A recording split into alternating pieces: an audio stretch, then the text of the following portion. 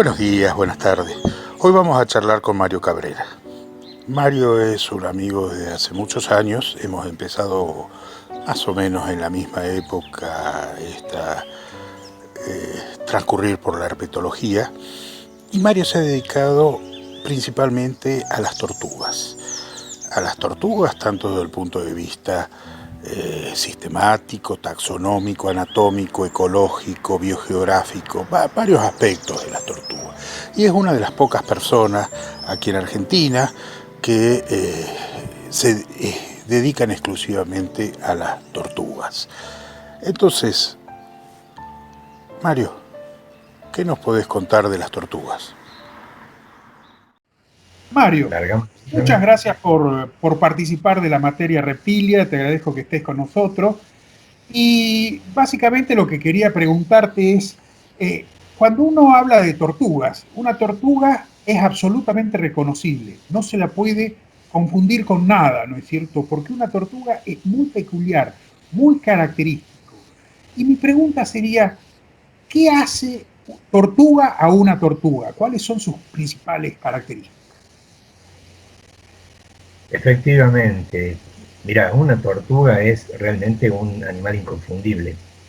Cuando nosotros hablamos de las características de una tortuga, siempre vamos a mencionar el caparazón.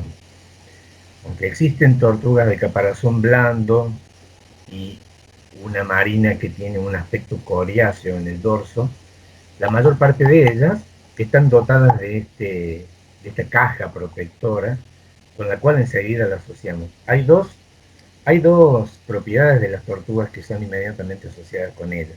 Una, el hecho de tener un caparazón que las protege. Y el otro, de que son animales lentos. Como sabemos, una vez que inspeccionamos un poquito más a fondo, no todas las tortugas son lentas. Las acuáticas nadan muy rápidamente.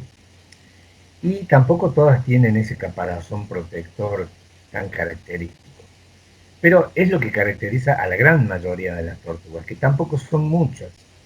Son solamente 356 especies, lo que hace a un 3% de los reptiles, nada más. Si estimamos que hay 10.800 especies de reptiles descritas, solo el 3% de esos animales son tortugas, de esos reptiles. Son tortugas. Y sin embargo, nadie confunde, ni siquiera un niño confunde una tortuga con otro animal. Eso quiere decir que la naturaleza las ha dotado de una característica tan peculiar, tan bien elaborada a lo largo de la evolución, que a pesar de ser pocas en número las que llegan a la actualidad, se han mantenido con ese patrón morfológico a lo largo del tiempo y que les ha resultado exitoso a pesar de las limitaciones que, como vamos a ver dentro de un rato, les impone el hecho de estar encerradas en esta caja, como decimos. Y Mario, eh, ese caparazón que es tan peculiar de que no se lo encuentra en ningún otro vertebrado, ¿cómo se forma? ¿Cuál es su origen? ¿Es un caparazón? ¿Son dos caparazones? ¿Cómo es? Bien, bueno, el caparazón de la tortuga está formada internamente por una región ósea y externamente, como en este otro ejemplar, por una serie de capas epidérmicas que la recubren. Vamos a ver primero esta, porque es la que se forma primero también en el embrión. El caparazón de la tortuga tiene así dos partes bien distintas. Un carapax dorsal y un plastron ventral, y se conectan una con otras a través de una región lateral que se llama puente. Es importante definirlas porque tienen orígenes distintos, y ahí está lo interesante filogenéticamente. Por ejemplo, la parte dorsal, que es lo primero que se forma, se produce por un engrosamiento de la dermis de la región dorsal. Ectodermo y mesodermo, más correctamente, forman lo que se llama una cresta carapacial. Y es un fuerte engrosamiento de ese ectodermo y mesodermo. Eso produce que las costillas, en lugar de dirigirse hacia ventral, se expandan hacia los lados en el embrión. Lo mismo que ocurre con el plastrón. El plastrón, la parte del pecho de la tortuga, se considera también originado de células de la cresta neural y se forma posteriormente en la vida embrionaria. Lo notable de esto es que esto se forma sin pasar por cartílago, como todas aquellas partes óseas del esqueleto que derivan de la cresta neural no pasan por una etapa de cartílago, sino que osifican directamente, en lo que llamamos una osificación intramembranosa, ¿verdad? Una pregunta por desconocimiento. ¿No está el caparazón y el peto, por ejemplo, no están derivados de la clavícula, del esternón, o sea, de algunos elementos condrales y lo mismo en el caso de la costilla? Es que las costillas están solo en la región dorsal, Bien. unidas a los arcos neurales de 10 vértebras que están ligadas siempre al caparazón. En todas las tortugas son 10 vértebras en esta región. Todo eso, a medida que va creciendo, se unen y forman esta estructura completa, compacta. Pero solo en el carapax pasan por una etapa del cartílago. Bien. En el petoplastron, son nombres equivalentes, sí, es verdad que hay un hueso que es el interclavicular y también están las clavículas embebidas y luego rodeadas por mesodermos, pero todo esto osifica directamente, Ajá. sin pasar Bien. por la etapa de cartílago. ¿Por qué es Y, interesante esto genéticamente? Porque la tortuga más antigua que se conoce, que se llama Odontochelis, es una tortuga que en el fósil nos muestra solamente plastron o peto. No sabemos si tenía un carapax y era cartilaginoso y por lo tanto no fosilizó, o fue posterior en la vida evolutiva de las tortugas. Esto fue hace 220 millones de años. Tanto el fósil como las reconstrucciones que se hacen de Odontochelis lo hacen solo con plastron, lo muestran solo con plastron, ¿no? Y no con la parte dorsal. Quiere decir que evolutivamente tenemos dos orígenes distintos para el caparazón, dos orígenes ontogenéticos y también y quizás, histológicos diferentes, y también muy posiblemente filogenéticos. Es más, Odontochelis, la especie, fue denominada semitestácea, lo que significa que tiene la mitad del caparazón. Justamente tiene solo la mitad inferior. Esto termina finalmente en 60 piecitas óseas. Mientras que, ya sabemos, algunas son costillas, son partes de las vértebras, de las clavículas, y otras son todas neoformaciones del mesodermo.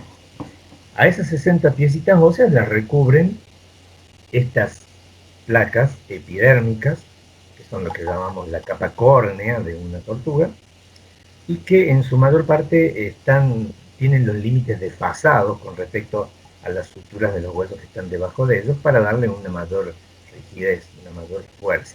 Pero que no solo es protector, también sirve para almacenar en el calcio, grasa, agua y es formador de glóbulos rojos de la sangre. Mario, has mencionado Odontochelis, ¿no es cierto? Que es el primer fósil de los testudines, que ya es una tortuga, pero tiene dientes y las tortugas actuales no. ¿Cómo es el asunto de los dientes? Sí, ninguna tortuga de la actualidad tiene dientes. Odontochelis tiene ese nombre puesto que justamente quiere decir tortuga con dientes. Perdieron los dientes y todas están provistas de un pico óseo recubierto de un pico córneo que a lo sumo suele presentar unas indentaciones, unas puntas, unos picos que les ayudan muy bien al fragmentar el alimento, al cortarlo para tragarlo. Eh, Antes de Odontochelis, que tiene 220 millones de antigüedad, hace 240 millones, se descubrió algo que también lo consideran como un antecesor de las tortugas, llamado Papochelis, no en homenaje al gran guitarrista Papo napolitano, sino que Papochelis quiere decir el abuelo de las tortugas. En realidad Ajá. tiene un aspecto muy lacertiforme y solo se lo ubica en el camino filogenético a las tortugas porque tiene costillas expandidas a nivel dorsal. Pero es muy posible que haya sido una línea divergente porque vemos que Odontochelis, que ya es mucho más tortuga en su aspecto, en el cráneo y en el plastron, no tenía caparazón dorsal. el origen de las tortugas, con quién están relacionados como grupo. Teníamos las tres teorías, ¿no es cierto? Una que es basal a todos los reptiles, la teoría de Romer o la hipótesis clásica. Después que están relacionados a los lepidosaurios, como dijo Riepel, y la cuestión molecular que los relaciona más a los arcosaurios. Y todavía está bastante discutido. ¿Cuál es tu opinión personal al respecto? ¿O cuál crees que vos es la más sustentada de las tres opiniones? Mira, el hecho de que estén vivas las tres hipótesis, yo creo que es porque tienen fuerzas y debilidades cada una de ellas. Creo que posiblemente con los últimos hallazgos la condición de anápsida del cráneo sea derivada en las tortugas. Pero algunos la relacionan mucho con los arcosaurios y eso podría ser porque tienen un órgano copulador impar que es muy distinto al que han llevado adelante los lagartos. Vamos a las actuales. Hay dos grandes grupos de tortugas. Todas las tortugas actuales, aún cuando tengan caparazón blando, carnoso, caparazón coriáceo, caparazón duro, rígido, chato o bien abovedado como en las terrestres, todas pueden clasificarse en uno de los dos grandes grupos de tortugas, Pleurodira o Cryptodira, que reciben este nombre por la forma en que retraen o protegen la cabeza, aunque algunas no pueden retraerlo demasiado, como las tortugas marinas. Criptodira quiere decir cuello oculto. Cualquier tortuga criptodira, cuando quiere retraerse en su caparazón, lo que hace es dirigir hacia atrás, en forma de S, el cuello, y deja la cabeza orientada, las narinas hacia adelante. Las que tienen una buena posibilidad de ocultarse como estas, cierran además los brazos, las extremidades anteriores, y con eso se protegen. Todas las criptodiras hacen esa retracción hacia atrás, en ese vertical. Las pleurodira, por el contrario, son principalmente las tortugas acuáticas, las de agua dulce, giran el cuello hacia alguno de los dos lados, y entonces la cabeza queda protegida también en un costado del caparazón, pero exponen un lado del cuello, el derecho o el izquierdo.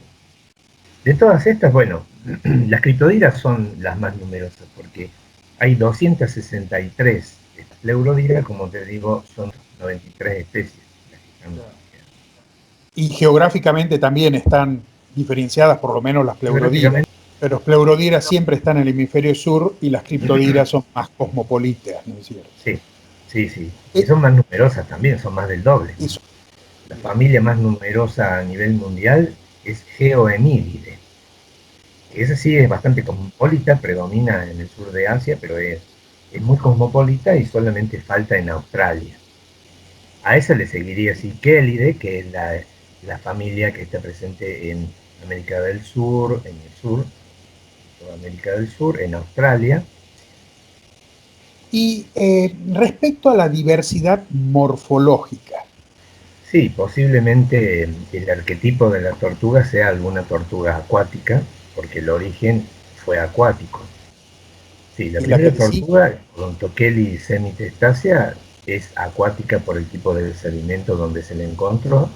Se sabe que tenía vida acuática, pero es una tortuga muy primitiva, todavía no tenía carapax, la dorsal. En cambio, luego tenemos Proganochelys, que sí, es una tortuga con todas las características típicas de una tortuga. Caparazón dorsal, ventral, puente, 4 extremidades. ¿Y Proganochelys era acuática o terrestre? Sí. No, Proganochelys era acuática, pero acuática como las acuáticas actuales, que están en el agua, pero ponen los huevos fuera del agua, realizan asoleado, excursiones fuera del agua, y utilizan el agua así como una forma de protección y es el lugar donde se alimentan. Todas las tortugas de agua dulce comen dentro del agua, no pueden comer fuera. Me ha sorprendido con eso de que el arquetipo de la tortuga es acuática. Yo hubiese pensado que el arquetipo de la tortuga era la burocracia, la de Mafalda, y no. Y tenés razón, porque en número de especies y en una cuestión filogenética, etcétera, y la acuaticidad se da en numerosos grupos de tortuga, no solo en las tortugas marinas o en las pleurodíras, sino en otros grupos también. Así que bien, Sí, Touché, estoy sorprendido y gratamente sorprendido. igual hay que ver a este como un grupo formado por muy pocas especies, ¿verdad? Claro. Dijimos que eran 356, pero que han tenido una historia evolutiva muy larga y por lo cual han desarrollado líneas bien marcadas. Una tortuga marina no puede vivir en tierra, solo las hembras cuando salen a desovar se desplazan con mucha dificultad, pero en el agua son muy hábiles, son muy buenas nadadoras, tienen, en el caso de la laúd, de la que hemos hablado varias veces hoy, tiene unas extremidades anteriores más largas que el caparazón, prácticamente. Entonces eso le permite nadar a gran velocidad. Eh, las tortugas de tierra están muy bien preparadas justamente también para la vida en tierra, para reducir la pérdida de agua en su cuerpo, y las de agua dulce serían una modernización. Y las más extrañas, ¿cuáles serían las que se apartan más del arquetipo? Posiblemente las que más se apartan son las tortugas de caparazón blando, aquellas que tienen una especie de disco aplanado, carnoso, eh, la cabeza terminada en una trompa, y que son Estamos comunes, bueno, hablando de las muchas que son, trioníquides. exactamente, sí, cleoníquides que tienen un aspecto bastante raro. Después tenemos también extremos variaciones en tamaño. Desde las más grandes, por ejemplo, la tortuga laúd puede pesar 900 kilos y tener 2 metros de largo de caparazón. Las tortugas de las Galápagos, que son 10 y que han evolucionado con ligeras diferencias entre una y otra isla del archipiélago, también son tortugas grandes que pueden llegar a unos 450 kilos, algunas de ellas, y 1,5 metros de caparazón fácil de largo. Por el otro lado tenemos las más pequeñitas, Pelusius nanus, Pelusius nanus que es del África, y una descrita hace muy poco tiempo que se llama Kinosternum rocti. Esa tortuga, esas dos tortuguitas tienen 9 a 10 centímetros de largo el adulto, que ya es fértil, que pone huevos, etc. Esas son las tortugas más pequeñas del mundo. Terrestres, ¿qué pasa con el caparazón? ¿Hay alguna peculiaridad en el caparazón? Sí, fíjate que el caparazón, por ejemplo, de las tortugas de Galápagos o la de la tortuga de tierra que tenemos en nuestro ámbito chaqueño y del monte, tienen un caparazón rígido y bien protector. Existen algunas que, a pesar de no haberlo reducido ni haberlo transformado en blando como las trioníquides, tienen la posibilidad de hacer mover algunas de esas partes.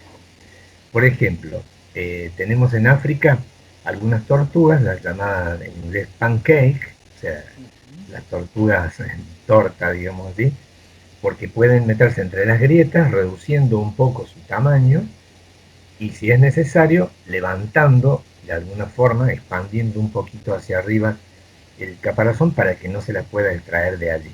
Tienen una movilidad, una bisagra, por decir así, una charnela dorsal. En nuestro medio, en América, en Sudamérica y Centroamérica, existen las quinostérnides, que son típicas, también características por tener dos zonas. Esta no es una quinostérnide, ¿verdad?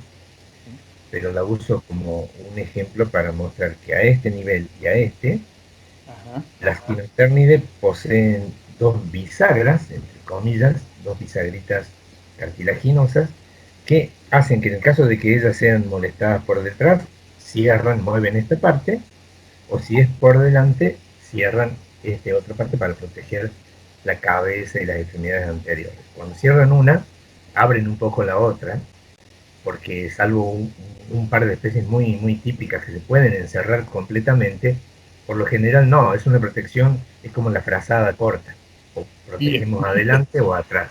Para atrás, no Eso también está relacionado con las necesidades también fisiológicas, de paso lo podemos comentar, que tienen las tortugas. Ellas, para respirar, si bien tienen pulmones funcionales y expandibles, para lograr esa expansión tienen que hacer trabajar músculos que son internos al caparazón.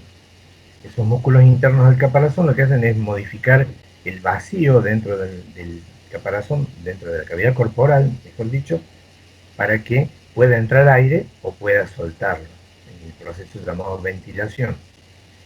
Incluso entrar o sacar las extremidades también ayuda, caminar ayuda a la ventilación. Entonces la quinosternum, por lo menos la quinosternum que tenemos en el norte de Argentina, quinosternum scorpioides, cuando es molestada o provocada a propósito por delante, cierra lo más que puede esa bisagra, esa charnela del plastron, pero la parte posterior se abre un poco porque desplaza su masa corporal blanda hacia atrás. ¿Cuáles son los grupos que tenemos en Sudamérica y en Argentina así a nivel de familias? Porque en Sudamérica hay una gran diversidad, pero esa está concentrada en Colombia, en Claro. Venezuela y en Brasil. Nosotros en Argentina tenemos una diversidad de tortugas relativamente buena.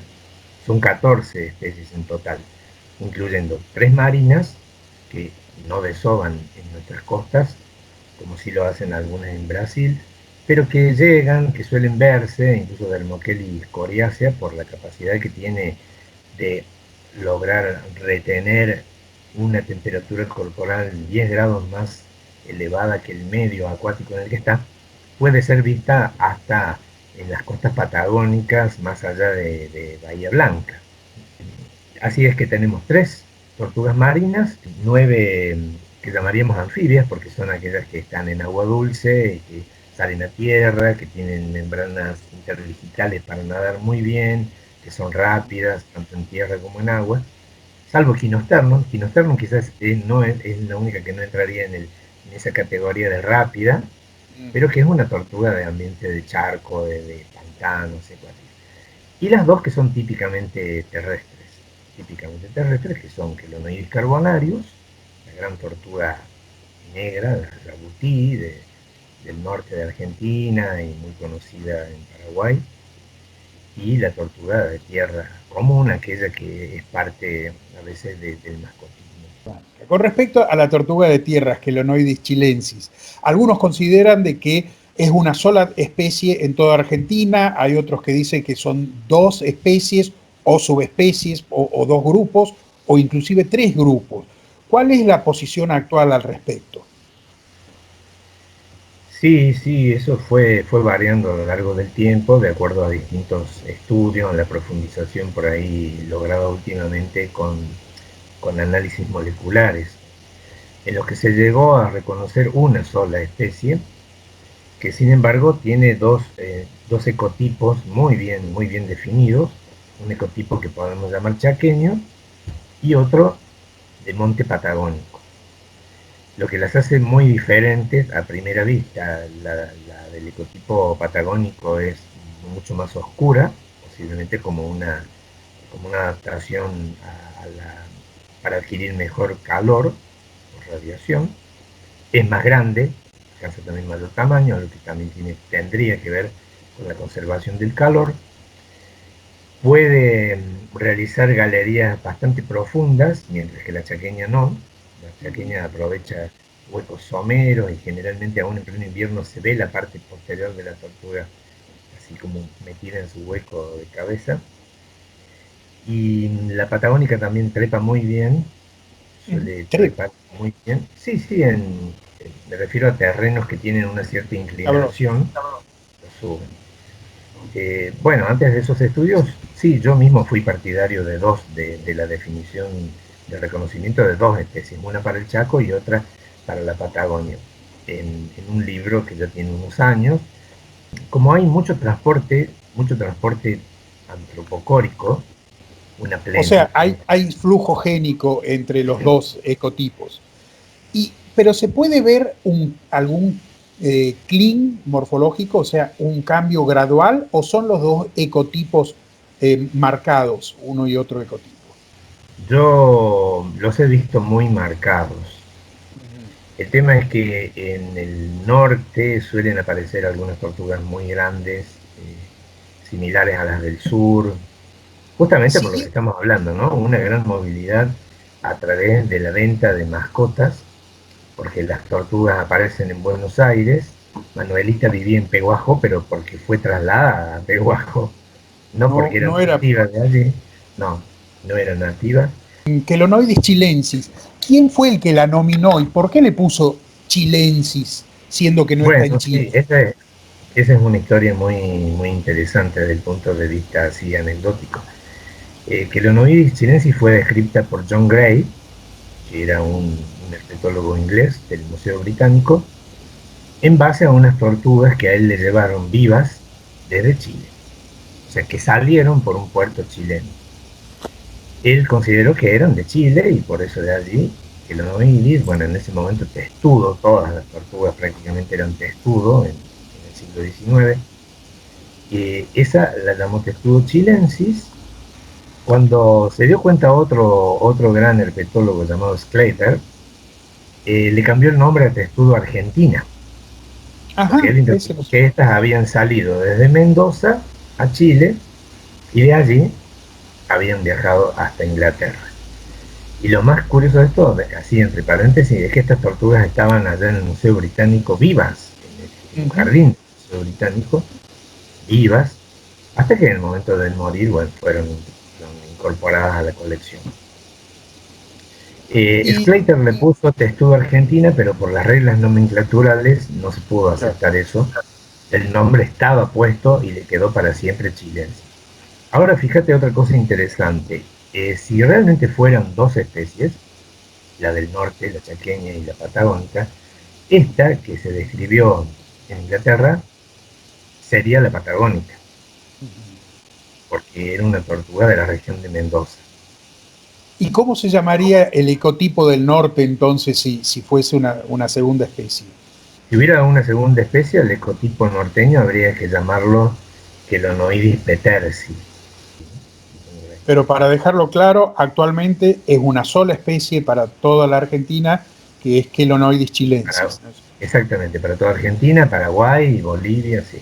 Con respecto a otras tortugas argentinas, dentro de los criptodiras tendríamos a Quinosternide, ¿no es cierto? Y en Quinosternide únicamente Quinosternon scorpioides. Las Quinosternide, de las cuales nosotros tenemos solo una especie, pero son tortugas bastante diversas si consideramos desde los Estados Unidos hasta donde viven aquí en nuestro norte de Argentina.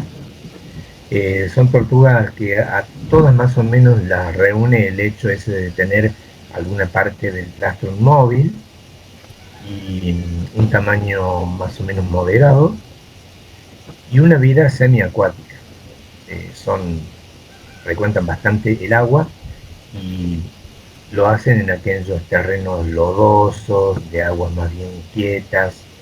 Son de desplazarse lentamente más por el fondo, más que nadar, porque la forma de su caparazón, que no es ni aplanado ni muy hidrodinámico, tienen una puesta pequeña, las Quinosternide de 1 a 3 huevos, pero muy grandes con respecto al tamaño del cuerpo de la hembra. Y el número de huevos no es variable dentro de una especie, no es demasiado variable dentro de una especie, pero sí dentro de todas las tortugas. Tenemos las tortugas marinas que pueden poner centenares de huevos, a veces en varias puestas a lo largo de la temporada, con lo cual dejan una progenie en el nido bastante numerosa.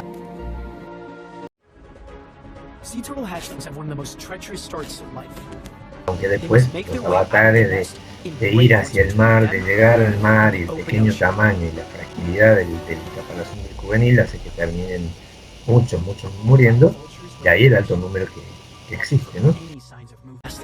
Showing off that undeniable survivor's instinct that's kept sea turtles on the planet for around 100 million years. But they have little chance against an insatiable vulture. Weighing in at up to 6 pounds each, vultures can devour almost half a nest.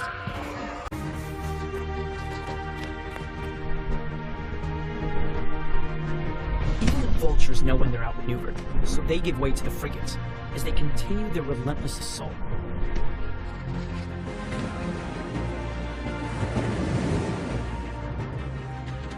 She is exhausted, but must forge ahead. Her life depends on it. Pero después tenemos aquellas que tienen un número intermedio, como las Kélides, pueden poner Finally, 12, the 15, safety 20 of the water. huevos. She made it through the Y gauntlet. las tortugas de tierra, como la tortuga de tierra común, argentina, que pone 6 huevitos, y mucha gente lo ha notado cuando por allí tiene un patio o ve cómo excava el nido, etcétera, y deposita esos huevitos esféricos como pelotitas de ping pong. Un número de 5, 6, 7, no más de eso.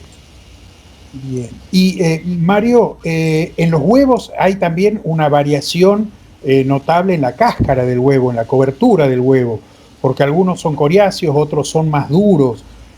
Las tortugas terrestres, visto que es duro, pero Sí. es de calcita, que los asemejaría a los arcosauria, digamos, Claro, mientras claro. que los huevos correosos de las tortugas marinas los asemejaría a los lepidosauria. Sí, pero no te olvides que dentro de los lepidosaurios vos tenés los gecos que ponen huevos Sí, duros, huevos de cáscara Pero- dura. los gecos tienen muchas cosas raras. Los gecos también tienen determinación del sexo por temperatura, algunos gecos, qué sé yo, cantan. O sea, los gecos son como cocodrilos chiquitos. Sí. Bueno, Mario, con respecto a otra tortuga argentina, Trachemis d'Orbigny, que la has mencionado, es muy extraño en ellas de que sus parientes más cercanos están en América del Norte y no en el resto de Sudamérica. ¿Cómo puede ser que hayan llegado hasta el Río de la Plata? Sí, es una historia evolutiva bastante interesante. Hay un gap, hay un hueco en la distribución de las traquemis, pero no llega tanto como Estados Unidos. Hay traquemis en América del Norte, donde son más diversas, pero también hay en Centroamérica, hay en el norte de Sudamérica, y luego sí, d'Orbigny, bastante más al sur. Como llegaron, posiblemente se fragmentó en algún momento una distribución ancestral más amplia y quedó este stock sureño que prosperó muy bien aquí en lo que serían los afluentes del Río de la Plata. Y en el caso de la d'Orbigny, que es la nuestra, está también en Río Grande do Sul, o sea que tiene una distribución argentina, Uruguay y parte de Brasil. Las traquemis son organismos muy adaptativos, agresivos en el buen sentido de la palabra, por el hecho de que son omnívoros, se adaptan muy bien a distintos grados de temperatura, y de ahí el peligro que ocasiona la liberación de Trachemis scripta, que es la tortuguita de orejas rojas, la única que está permitida vender en los acuarios, pero que cuando se las vende muy chiquitas son muy bonitas, la gente las tiene en una pecera, pero cuando a medida que crecen y ya son incómodas, tienden a liberarlas en cualquier lugar. Es uno de los organismos invasores más reconocidos en todo el mundo, no solamente aquí. Y los peligros de eso están, primero, en la importación de enfermedades, en la hibridización que puede producirse y en la competencia por el nicho. Con las especies locales. Tamaños equivalentes, sí, con Trachemis. Y Trachemis scriptas, que era originaria de América del Norte, ya está en todo Asia, está en todo Sudamérica, en Europa, etcétera. Realmente un invasor muy agresivo. Con respecto a las Pleurodira argentinas, ahí tenemos una variedad de especies, ¿no es cierto? Muy interesante. ¿En qué parte se distribuyen y qué grupos qué géneros encontramos? Bueno, las Pleurodira de Argentina son Phrynops, Hidromedusa, y también por supuesto Acanthochelis, que es no solo que es una tortuga muy interesante desde el punto de vista morfológico, porque es muy chata, y es una tortuga que tiene unos espoloncitos en los muslos a medida de protección contra los depredadores, porque Acanthochelis pallidipectoris es un endemismo del Chaco y no existe fuera de allí. En cambio, Phrynops, por ejemplo, Phrynops hillari, tiene una distribución amplia y además es muy adaptable a ambientes contaminados, a cursos de agua muy contaminados por el hombre, y también se acostumbra como a la cercanía humana, nidifica cerca de lugares, de sitios poblados o habitados. Además, una tortuga que puede poner unos 20 huevos, así es bastante alta su prolificidad. En algunos casos han sido transportados por el hombre. En Tucumán han llegado por antropocoria, y en Mendoza se dice que también. En Córdoba no, en Córdoba existen, pero es una población natural. Phrynops hilari es la más ampliamente conocida, pero también está Phrynops williamsi en Misiones, y está Phrynops geoffranus, que tiene una dispersión muy amplia y posiblemente es un complejo de especies, porque es difícil que sea la misma especie desde el norte de Sudamérica hasta Misiones o Corrientes, donde llega, y además porque tiene diferencias morfológicas muy evidentes.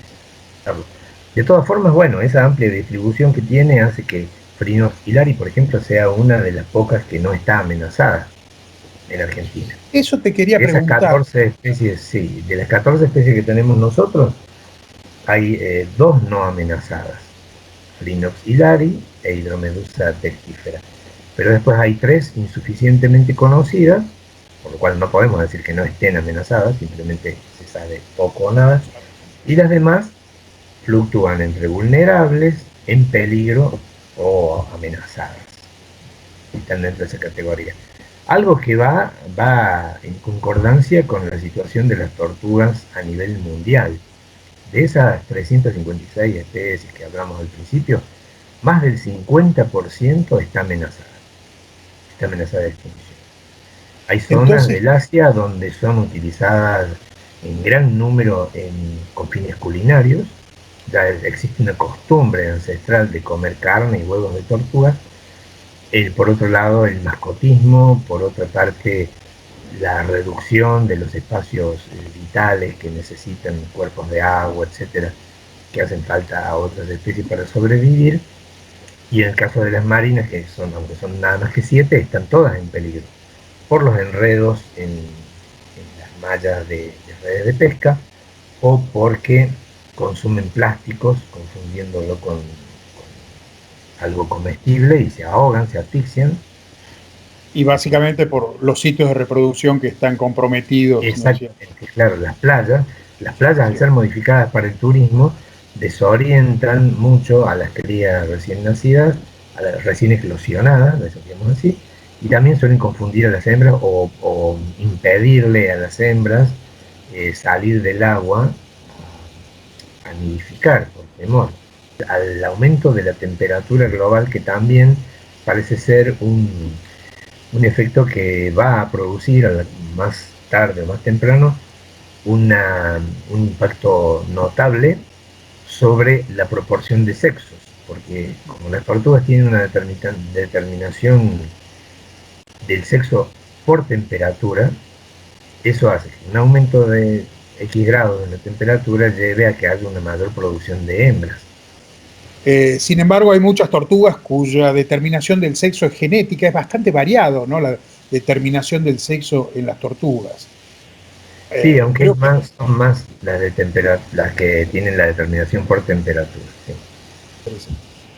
Sí. Y con respecto a la variabilidad ecológica de las tortugas, en cuanto a la alimentación, son bastante diversas, ¿no es cierto?, en su alimentación. Las hay herbívoras, por supuesto. Herbívoras. Sí. Más o menos existen unas categorías bastante definidas. Las herbívoras, que son las de tierra, y las carnívoras estrictas, que son varias pleurodiras.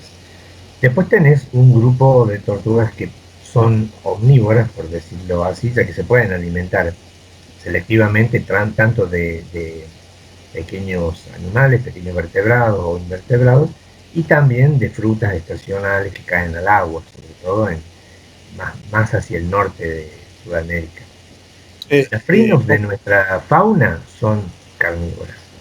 Las Pinosternum son omnívoras, adaptativas en su dieta, y las de tierra son herbívoras, aunque ocasionalmente pueden mordisquear huesos de animales muertos que encuentran como una forma de aprovechar la provisión de calcio que aparece ahí.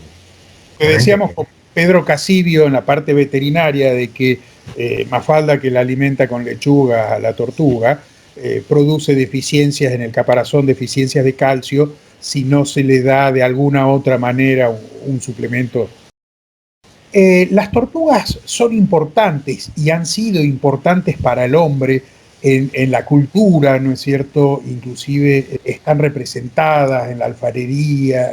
Sí, como vos bien decís, las tortugas en nuestros antepasados han sido elementos de algún tipo de culto, porque los vemos representados en la alfarería, así como se representa al ñandú, al guanaco, animales que para ellos eran importantes por alguna razón.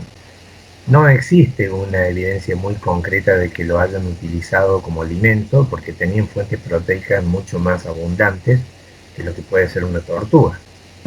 Los animales que te mencioné y también los peces.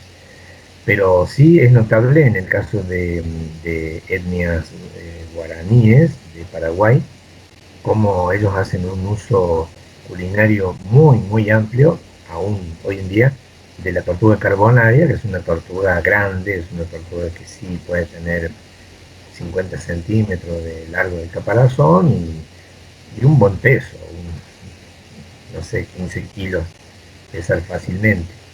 Además que cuando la encuentran varias, porque son tortugas gregarias, pero a nivel y en el mundial. Chaco argentino también eventualmente se la utiliza, ocasionalmente se lo utiliza como alimento, ¿no es cierto? Las Sí, tortugas geoquelonis chilenses. sí, sí, Chilenses. se los utiliza como ornamentales, como juguetes para los niños, así. Bueno, En en el el norte campo, en el norte de Sudamérica es conocida la utilidad que se le da a las grandes tortugas, las llamadas arrau, las del género Podocnemis, que son tortugas que se aprovechan la carne, los huevos, y también el caparazón, el carapax en este caso, el caparazón dorsal, como platos, como vasijas, así para... a nivel cultural, las tortugas tienen una importancia que supera mucho más a la cantidad de años que tiene la cultura indígena sudamericana, ¿no? Hay una leyenda china en la cual el creador de todo, el creador del universo, esculpe los planetas y otros cuerpos celestes, los esculpe y los va lanzando al cielo, y está acompañado en la imagen por el ave fénix, por un dragón y por una tortuga. Y en cultura hindú también Vietnam, es muy conocido también la tortuga que sostiene un mundo plano y con esos 4 elefantes ahí simbólicos también.